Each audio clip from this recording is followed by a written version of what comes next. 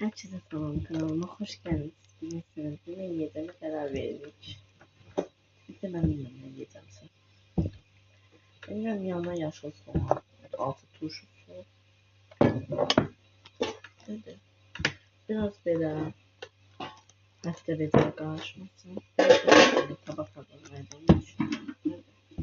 Yok, ne yiyeceğim. Ve makarna falan dolma da var.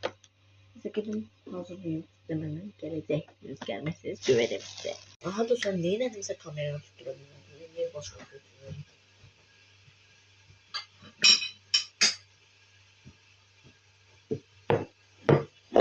Sizi belə bir koymak istedim.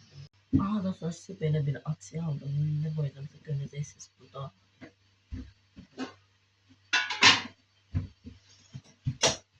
Böyle bir ayrı salat güzeldir. Bundan koyacağım biraz.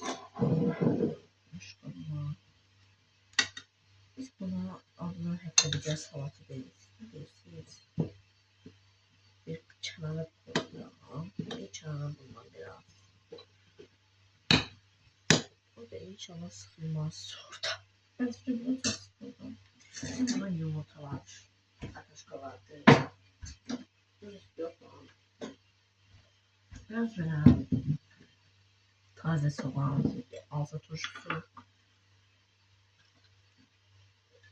Yani ağza turşusu. Oha ses. Sonra soğanlarını da doğruyorum.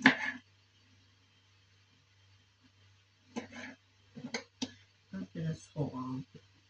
Ve yanına da domates koyacağım. Domates için size çağırdım.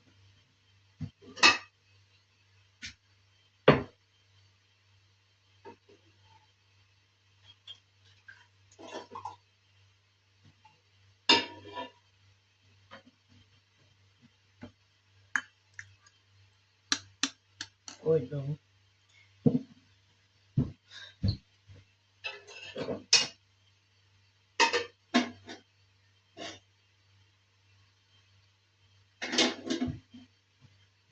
Yanına da biraz makarna. Ben tabağım bu şekilde oldu. Görebilirsiniz siz.